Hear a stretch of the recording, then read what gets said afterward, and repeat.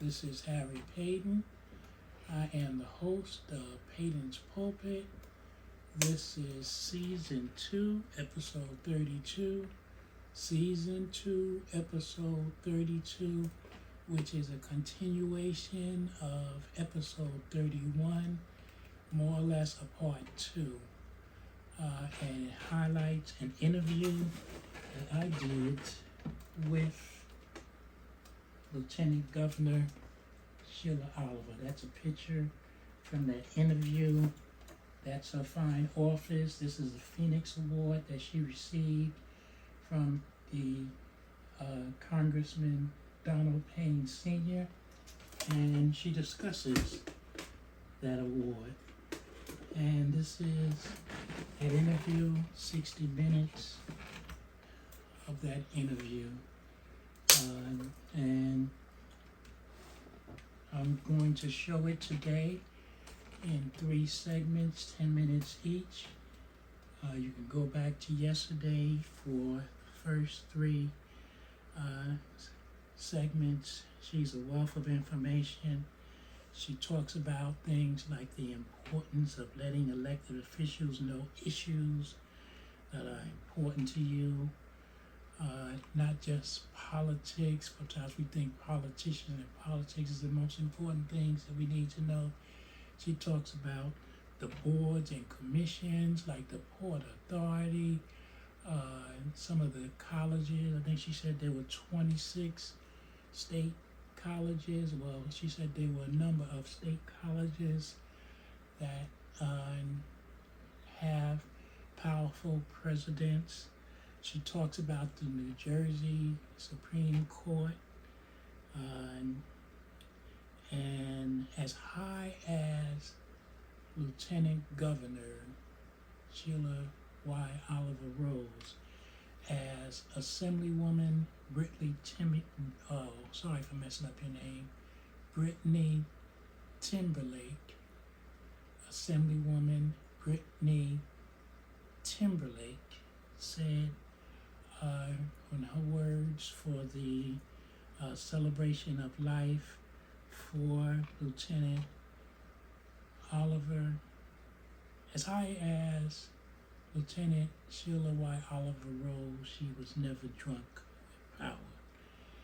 Look at these. They're going to be shown different times during the day. Again, there's 3 segments of that interview, which was 60 minutes. And I consider myself honored that I interviewed this great person who can always be a legend now. Oprah didn't do it. Gail, her friend didn't do it. George Stephanopoulos didn't do it. Harry Paden gave her this forum, and the information that she gave was worthy of any of those great newscasters' shows. But as humble as she was, she allowed me to have her on my show. That shows the graciousness of Lieutenant Governor Sheila Y. Oliver. Rest in paradise, Queen. God has more important work for you to do. Side note, in March 2020, she was scheduled to do a Part 2. Governor Murphy got sick. Lieutenant Governor had to step up and become the governor. And then COVID hit 2 days later, 3 days later, and the interview never took place. But to God be the glory, I got this one. Please look at these shows. The information that she gives is so vital to our community. Her wealth of knowledge and her guidance. Oh my God, I looked at it and I said, boy, this was such a great interview. Not because of me, but because of her. To God be the glory. To God be the glory.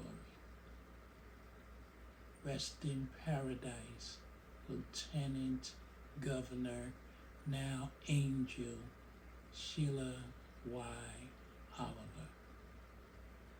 my friend.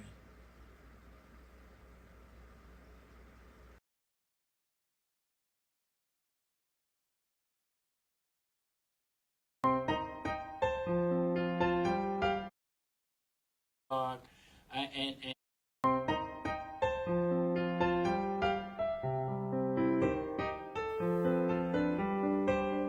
okay, we're back with the Irvington Now Show. I'm the host, Harry Paden, and today, again, I've been honored and honored to have the Honorable Assemblywoman Emeritus Sheila Oliver as my guest. We've covered some great information, great dialogue, and I'd like to continue. Assemblywoman Oliver, recently a newspaper article gave some interesting and some might say controversial information on the political glass ceiling as it relates to New Jersey.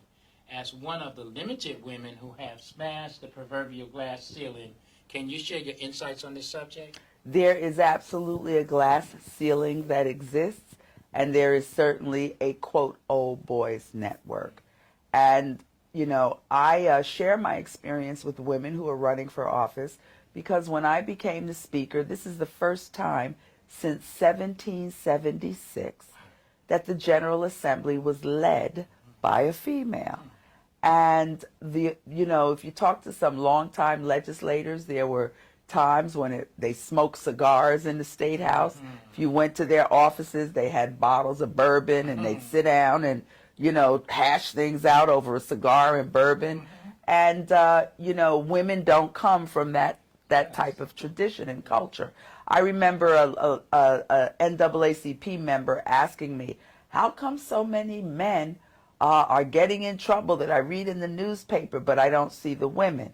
I said, because the women come to Trenton, we do our work, we get in our cars, and we go home. The men go around the corner and have a drink, or they go out on the golf course, and that's what gets them in trouble, that they don't come back home. Yes. But that glass ceiling for women still exists. But I am so proud, all across New Jersey, all across Essex County, women are running and women are winning. And we have a slogan, if a woman will run, a woman will win. We have great programs down at Rutgers University. There's a program called Run Sister Run. We have a program, Run Latina Run, and we have a program, Ready to Run. These are boot camps for women to teach you the A to Z, what it's all about to run for office. When I first ran for office, I was naive to the structure of the party establishment, the district leaders, the ward chairs. I didn't know that. I just thought, you know, they tell me, well, you got to get 100 signatures on this petition, turn them into the clerk. Our people in the community aren't even aware of the process someone must get through to see their name printed on the ballot. And women, certainly. When I entered the chamber my first day, now Congresswoman Bonnie Watson Coleman, who was then an assemblywoman, she walked over to me and she said, welcome, sister. It's been mighty lonesome in here. She and I were the only two African-American women in the chamber in 2004. Senator Winona Littman, who was beloved in Essex County, she was the first African-American woman to become a state senator in New Jersey. And we've learned that Winona, the men had a private bathroom. They didn't have to use the public bathroom in the State House. And Winona asked the Senate president at the time, could you have a bathroom created for me and whatever woman was there? And the Senate president told Winona at the time, when we get more women in the Senate, I'll think about it. The other thing that happened to Winona, everyone has a desk on the floor. You see it when you watch TV.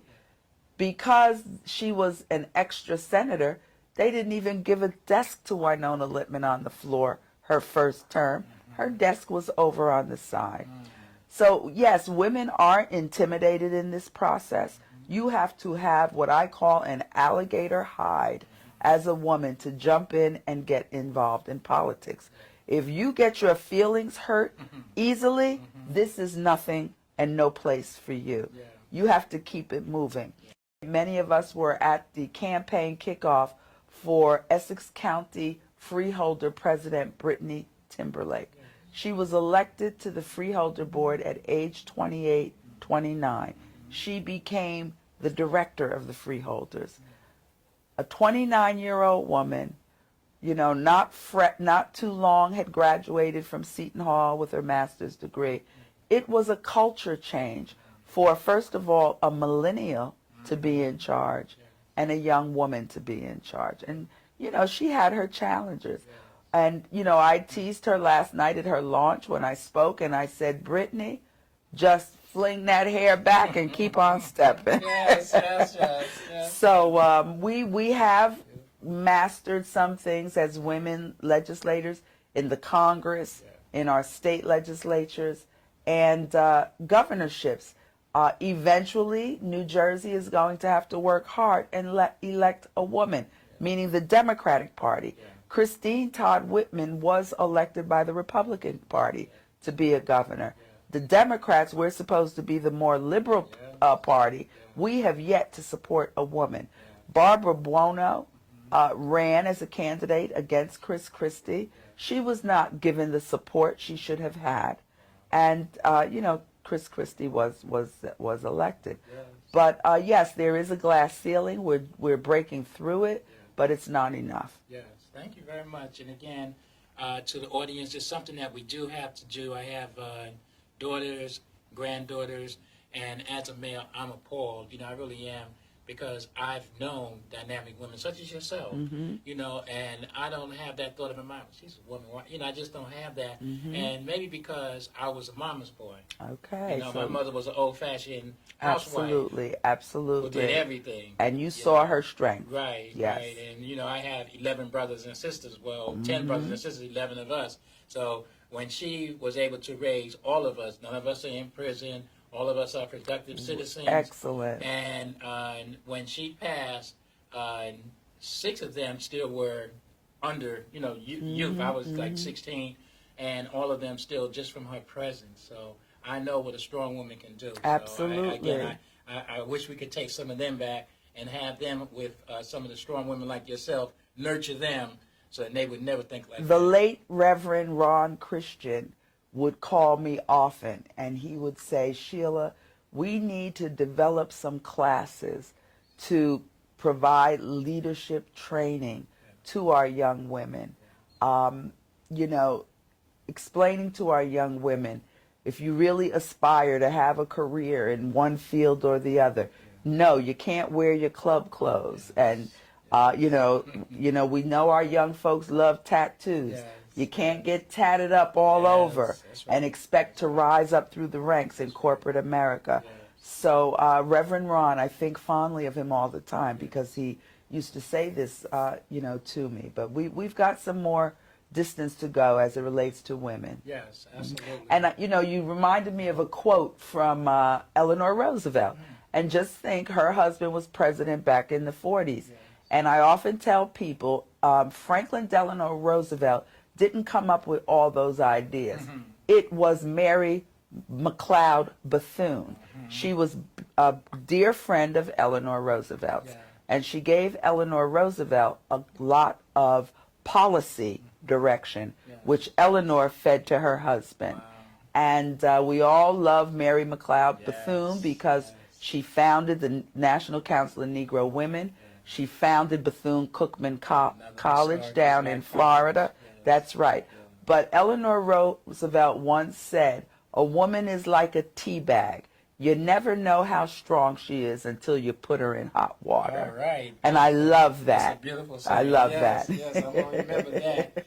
Now, during the next 4 years, and we spoke about some of this, but what should voters do in communities such as Irvington, East Orange, to counteract any negativity that may come our way due to the recent election and Republican majority being established in the House and Senate? I'll start with this whole national conversation about immigration. And when I think about communities of color all over this state, and all over this country really, particularly our cities.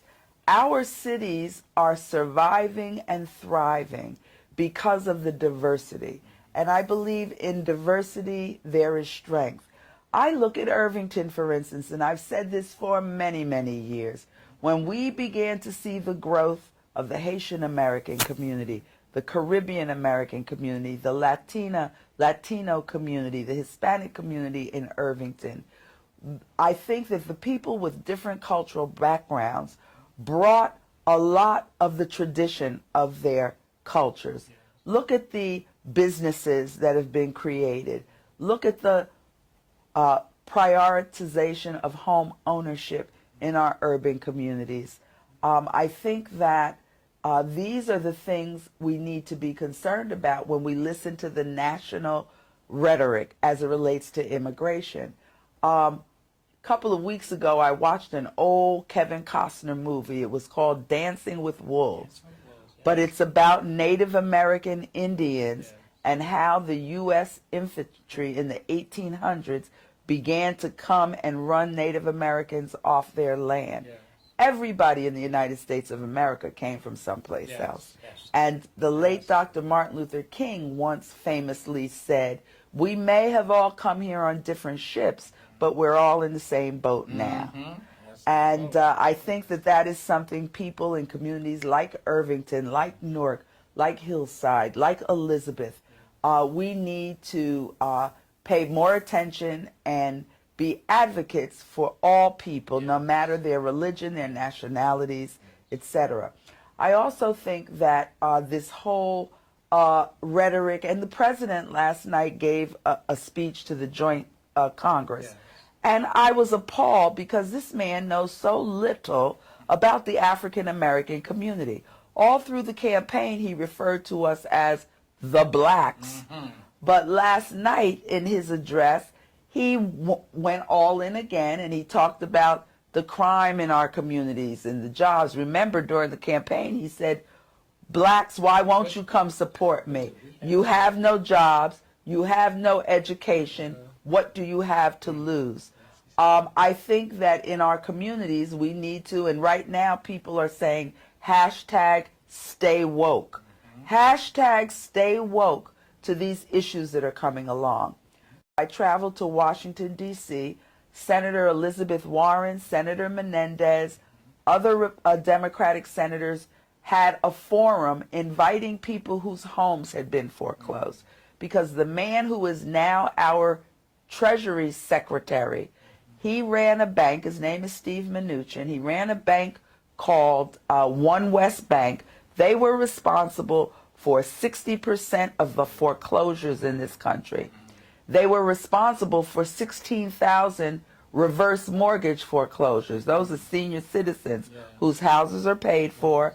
They went out and said, "Oh, we can get a reverse mortgage. You get an amount of money. You stay in your house, you and your husband, until you're not here." And then the bank gets the house in consideration of the 200, 300,000 they've given you. Well, you know, I think it's issues like that we have to pay attention to in this administration. And we're at such a disadvantage because the Senate is controlled by the Republicans, the House of Representatives is controlled by the Republicans, and the executive branch. Supreme Court is so important. He's put forth a nominee. A vote from the Supreme Court can change all of our lives. You know, we're all watching the great filmmaker Ava DuVernay and her movie that she made for Netflix, 13th, which is the 13th Amendment, which even though the Constitution abolished slavery, the 13th Amendment in the Constitution governs jailing people. And Verna is she's trying to open our heads up that we're still in a form of slavery in this country with the laws we have that are incarcerating people. You know, and it's just crazy. We just did a bail reform bill in Trenton, and we did that bill because you would have people in county jails who couldn't get out on some really minor charges because they didn't have $2,000 to pay bail. So the legislature did invoke a bail reform Yes, it did. bill last Yes, year. yes, and that was definitely, and it's being lauded because it has, as you said, freed people. You know, people who were spending endless amount of jail time needlessly just because they didn't have a few $1,000s. So great. Now, what advice would you give to parents of young females and those females themselves on changing the way women are treated in America, including the fact that women get paid up to 30% less than their male counterparts even today? I think it begins with any parent of a female child needs to, from birth, tell that girl every day, she is beautiful. She is smart. It reminds me of Viola Davis in the movie The Help, Yes. when she was the nanny Yes. to a little girl. Yeah. And this little girl's parents gave her no love whatsoever. Yes. And Viola in that film said, you is pretty, you is smart. I think that's where it starts with our young girls. The issue for most women gets to be low self-esteem, lack of self-confidence. I think any woman at an early age that is influenced to believe that she has self-esteem and that she has self-confidence, a woman equipped with those two things can break through any barrier, because that means a woman with healthy self-esteem and a healthy self-confidence, she's not going to allow anyone to disrespect her, and she's not going to allow anyone to not treat her fairly and equitably. So this issue of, women are not given equal pay. And African American women, the gap is even wider. With Latina women, the gap is even wider. And, you know, this notion that a woman who's standing alongside a man doing the same job is not entitled to be paid the same. It's a shame we have to legislate this and get a federal law about this. But that's the situation that we are in. I've heard federal lawmakers in Washington, D.C. say that women don't need to make the same thing as a man does. They should just get their husband to give them more or something like that, which is crazy thinking. But I believe that it starts with our self-esteem, our self-confidence. We have those two things. We're going to fight for ourselves and advocate for ourselves and be assertive. You know, I know earlier in my career, when I was 23, 24, I would never, ever think that I could be aggressive enough to go tell whoever my boss was, you're not paying me equally than you're paying the men, you know. But I think that young women today are learning at a very early age that they have the right to be that assertive and that aggressive. And if that doesn't work, file a lawsuit. Yes, absolutely. And that's a great thing, because that's the power of the American court system. Yes. And I am honored to have her as a guest, as a strong, dynamic example for young ladies. So hopefully, if you don't have your young ladies, girls, females sitting down watching this, show them this show and let them know just what she said. She didn't always start out as strong and assertive as she is, but in the years that she developed into the person that she is. So it takes a bit of getting to know yourself, getting to know that you have everything that a man has as far as the mindset to do anything that they can do. And there are so many women doing challenging jobs. I've seen women driving garbage trucks and, you know, working at Port Newark as longshoremen. Yes. So there is everything. Those are physical. Then there's also the intellectual. I have one of my granddaughters who, you know, she because she's so intelligent, she'll hear that word nerd, and I say, no, tell them you're intellectual. That's right. And that's what you were saying. You know, it's right. what the word, using the word nerd makes it seem like you're less than something. No, you're intellectual. That's right. Chief benefit. And Harry, I'd also like to point out to the viewers, we cannot overlook the importance of mentorship. and role modeling for our young women. And I try to mentor young women who are, you know, in grammar school, in high school, working in their jobs, their early careers. And I feel that we all have an obligation to do that. And I say to my peers all the time, we have an obligation to pass the knowledge and experience that we have gained. We need to pass it on to another generation of women. They can build upon the foundation that we have laid. They can aspire and gain even greater heights. But mentorship and role modeling is very, very important. The other thing, I'm very happy that we're now recognizing we must run STEM programs, science, technology, engineering, and math, because girls would not go in that area because they thought they'd be called, quote, nerds. But this is where the jobs of the future, the professions of the future, we have to get more women to pursue those careers. Just think about inventions, and you think about Bill Gates, and you think about Microsoft, and you think about Google. More women need to be geared into those areas.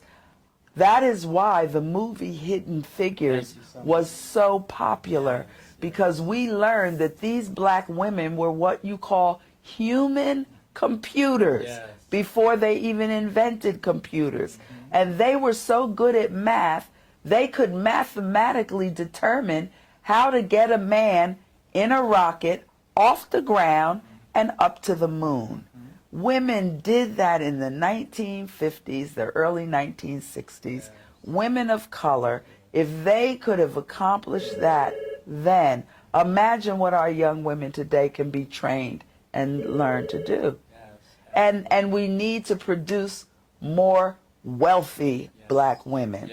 There was an article in the Ledger a couple Sundays ago. We didn't even know this history. There was a black woman down in Atlantic City who was a multimillionaire. She was sort of like Madam C.J. Walker. Now, we all know Madam C.J. Walker invented hair pomade and cosmetics for black women, and she became a millionaire. Her estate up in New York is now confronted. The people who own it and who are caretakers are going to sell it, but it's on the national. Well, we had a Madam C.J. Walker right down in Atlantic City, New Jersey.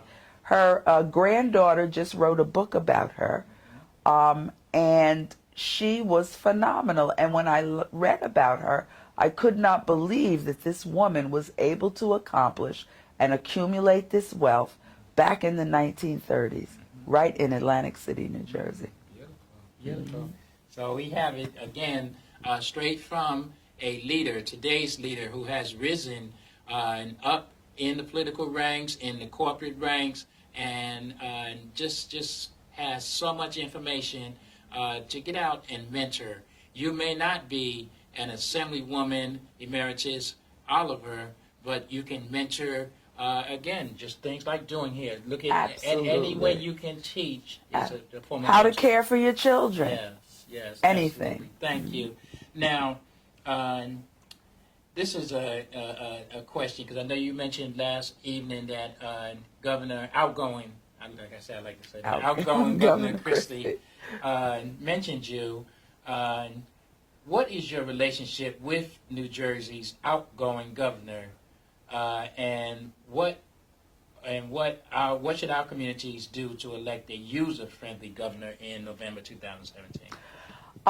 With my relationship with Governor Christie during my tenure as Speaker, we had our good days and we had our bad days. And, you know, much was made of the fact that he would gravitate towards the Senate President, who was a male, and that they would go in a back room and figure everything out and then come knock on my door and tell me this is the way it was going to go. But they learned very soon that that's not the person that I was. So I had some pretty combative times and days and experiences with Governor Christie. And I know that right now in New Jersey, his polling is at 18%, 17%. But I will tell you, and it's something that I said to him one day. I was in his office one day, and this is during the period he was being bombastic. He was, hollering at everybody all around the state. And I went in his office one day, and his children were younger then. And of course, a governor's office is very stately, and it's got stuff all over it.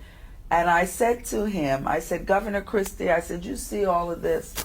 I said, this is not what is important. There's going to be a day where people aren't going to be knocking on your door because you're not going to have the power of this office. Yeah. I said, I'm a little older than you. I'd like to give you some advice. You should prioritize your family and your relationship with your family. That's what's most important. But I think what got in Governor Christie's way was ambition. And sometimes you can't just jump out there with ambition. I will say to you, Chris Christie is a very smart person. He has a unique ability to communicate. He could have been a different governor for our state, but I think his aspiration to go higher got in the way. He sought to cultivate a brand nationally as a Republican, but that brand was not representative of who we are in New Jersey. And I think that's what, quote, did him in. We will see what happens with the outgoing governor. I think yesterday, when he gave a budget address, he was trying to be, quote, conciliatory, because he's been on the stump promoting only giving $6,600 per child in every school district. We have school districts in this state who, based on a Supreme Court decision, the state must pay $25,000 a year to educate that child. How can we go from $25,000 down to $6,600? But yesterday he struck a conciliatory tone. He said, I have not included that in this budget. I am going to ask Democrats, Republicans, senators, and assembly people to come in our administration. Let's sit out and work something up, because we do need to do something. That there are some communities in this state that get no school aid at all, and it isn't fair. But I believe Chris Christie will be written about in the history books in our state as a very interesting kind of a governor. The fact that he was able to win a blue state, a Democratic state, 2 consecutive times, I think that in his first term, that's when he had his most successes. But after he got elected to the second term, it was like, bye-bye, I'm going to run for president of the United States. And that is what did him in. Right, looking too far. And once you start neglecting, it's like in a marriage. If you start neglecting home, home is not going to be a comfortable place for you to come back to. So. But I will say that being from Essex County, he was very supportive of Essex County. There are a lot of things we could have seen happen where we could have had layoffs within our municipal governments, and we could have seen the inability to fund our roads and that sort of thing. He always felt he had a connection to Essex. He lived in Newark across from West Side High. He was very proud that that's where he started his life. And despite the bombast that he gave us that none of us liked, nor did we have appreciation for, and as Democrats, he certainly didn't represent what our values were. For us in Essex County, he did take care of home. Okay, beautiful, beautiful. Okay, and as we bring the show to an end, is there anything you would like to share with our audience? And I haven't spoken about, I always say, I'd like to thank the Honorable Irvington Mayor Tony Voss for giving me this opportunity to host this show. And I know that you and he have a special relationship. Can you share with our audience, what you think of our young mayor, and anything else that you would like to say before we end our show? I am a huge Mayor Tony Voss fan. And, when you have incumbency in the mayor's seat, and the prior mayor had been there several terms, many people thought the sky was going to fall in if the incumbent did not continue his tenure. Mayor Voss, in my opinion, has defied the odds. And Barbara Kukla wrote a book called Defying the Odds, The Women of Newark. I think Tony Voss is going to be written in Irvington and Essex County history for defying the odds. I love the fact that he understands the value of leadership. And leadership means inclusion. And in his administration, I love that they have that slogan, one team, one dream. And I think he is a motivational leader. I think he is a leader of the people. I told Mayor Voss a couple of weeks ago what I love most about him is his connection to the grassroots, to the neighborhoods. There's a slogan, though you have walked with kings and queens, you have not lost the common touch. I think that is giving, quote, street cred to Mayor Voss, that the people see he's out there, they see what he's doing. The drop in crime, the way he has demolished vacant and abandoned properties, and there are good things that are going to happen in Irvington. So the residents in Irvington, I think you can look forward to great developments, great new things happening. Mayor Voss is on his grind 24 hours a day, 7 days a week. Yes, and I'm one of the ones that always say, Mayor, slow down, slow down. You gotta listen to me. I'm not anybody important, you know. That's my good friend, though. But I always tell him, I say, slow down, because, you know, we all had that zest and stuff when we were young. My late pastor, Reverend Isaac Martin Jr., once said, he did a lot of traveling. He said when he came back from outside the United States, he always liked it much better when he had an older custom person, because the person would say, got anything in your bag? Oh, okay, go ahead. But if he had a young person, he said, oh, no, it's going to be trouble. Okay, take that bag out. Take your socks off, take your shoes, because that young person was trying to establish themselves in the game. So Mayor Voss is out there night and day. I know during the snowstorm, when my job closed, I was home like, hallelujah, we don't have to go to work today. And I look on Facebook, and Mayor Voss was out there pushing cars and doing things like that. So he has a lot of zest, and it shows in our town. It does. Now, before we end, is there anything else that you would like to share with our audience? No, I just would like to say that, you know, Irvington and Irvington residents, we all view ourselves as one community, even though we are Irvington and Union and Newark and Hillside and East Orange and Orange. While our borders legally may be established, I view we are all part of one great broader community. Yes. And I think that Irvington residents have a lot of good assets to build on. You have a healthy commercial district in Irvington. You've never lost that on Springfield Avenue. And all I can say to your viewers as we close out, you are fortunate that you are experiencing what is going to be a great transition in the town of Irvington. Your strategic location, your ability to offer residential neighborhoods to new residents is all going to bode well for the township of Irvington. Yes. So thank you very much, and thank you for those kind words, and thank you for agreeing to be a guest on the show. And to those who watch the show, you know that we're out, and you should see this fine office that Assemblywoman Oliver has. I tell people on Facebook all the time I have a huge office, but it looks nothing as prestigious and beautiful as beautiful pictures and plaques and everything. It's a definitely Thank you so office. much. And you know, this we're very proud of. This was presented to me by the late Congressman Donald Payne. We'll make sure I get out the way so we can see that. It is called the Phoenix Award, and it is an award that the Congressional Black Caucus gives out.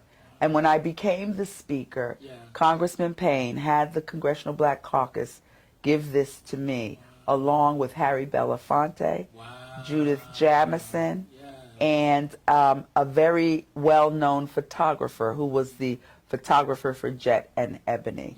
So the Phoenix Award is something that myself and my staff were very proud of because it was provided to us for this office from the late Congressman Dante. I'm so glad we waited to the end of the show for you to tell me, because I'm so clumsy. I'm going to sit up a little bit because I'm not going to get anywhere near it, because I know you love me. And if I touch your award, and as clumsy as I am. So we thank you very much for watching this show. And again, I am humbled and honored to have Assemblywoman Emeritus Sheila Oliver as a guest. But that's just how she is. She is on the high echelon, but she doesn't stay on the high echelon. I believe, as you said, you walk among the common people. That's right. You walk among the people. So right. You will see her. If you see her, say, I saw you on the Irvington Now show.